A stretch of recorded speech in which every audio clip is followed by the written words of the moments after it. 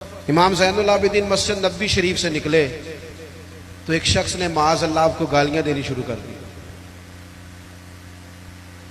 اینٹ کا جواب پتھر سے بھی دیا جا سکتا ہے، لیکن کچھ لوگ نا لوگوں کو اپنے صبر میں غرق کر دیتے ہیں. کسی نے آپ کو سخت بات کی، آپ نے جواب میں 3 کی، اس نے 6 کر دی، پھر آپ کو 9 کرنی پڑے گی. پھر ایک ٹائم آئے گا بول بول کے پاگل ہو جائیں گے. لیکن جیتنے کا طریقہ کیا ہے؟ اس نے ایک بات کی، آپ چپ ہیں. میری طرف دیکھیں یار، بیٹھ جائیں. جیتنے کا طریقہ کیا ہے؟ اس نے ایک بات کی، آپ چپ ہیں. اس نے 3 کی، آپ چپ ہیں. اس نے 6 کی، آپ چپ ہیں. پھر پتہ بندہ کیا کہتا ہے؟ کہتا ہے تو میں نے پاگل سمجھنا ہے، تو بولتا ہی نہیں. تو اس کا مطلب ہے چپ رہ کے بندہ پاگل بھی کر سکتا ہے. وہ کہے تو بولتا کیوں نہیں؟ تو اسے کو مجھے کسی درویش نے کہا تھا کہ جتن جتن تے ہر کوئی کھیڑے او کدے ہارن بھی کھیڑ فقیرا. اوے جتن دا مل کوڈی پیندا ہی ہارن دا مل ہیرا. کبھی بندے کو ہارنا بھی چاہیے. 2 میں سے ایک نے تو ہارنا. امام زین العابدین گزر رہے تھے، معاذ اللہ گالیاں دے رہا تھا. امام کے خادم کہتے ہیں پہلے امام تیز چلتے تھوڑی سپیڈ کم کر دی، تھوڑی سپیڈ کم کر دی، آہستہ ہو گئے. اب وہ بختہ جا رہا ہے، امام صاحب چپ پہ تسبیح پڑھ رہے ہیں، چپ کر کے گزر رہے ہیں.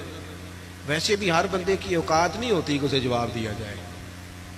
ہر بندے کی حیثیت نہیں ہوتی کہ بندہ وَإِذَا خَاطَبَهُمُ الْجَاهِلُونَ قَالُوا سَلَامًا.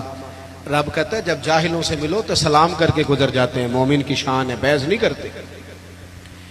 امام صاحب نے قدم آہستہ آہستہ کر دیے. امام صاحب کا گھر آ گیا تو امام صاحب ٹھہر گئے. پیچھے پلٹ کے دیکھا تو ہنسے، کہنے لگے بیلیا میرا گھر آ گیا، کوئی بات رہ گئی ہو تو کر لو، رہ گئی ہو تو کر لو. وہ شخص کہتا ہے مجھ پہ تو بجلیاں گری، میں سکتے میں آ گیا.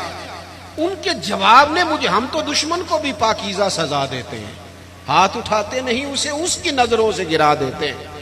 کہتے ہیں کہ میں سکتے میں آ گیا. جب میں بالکل چپ کر گیا تو امام اندر گئے، ایک سرکے کی بوتل لائے، ایک شہد پلائے. اور جب میں باہر آئے تو میرے ہاتھ میں تھما کے کہنے لگے میرے دادا مولا علی نے وصیت کی تھی پتر جو دروازے پہ آئے خالی ہاتھ نہیں جانا چاہیے، یہ تھوڑا تحفہ بھی لے جا.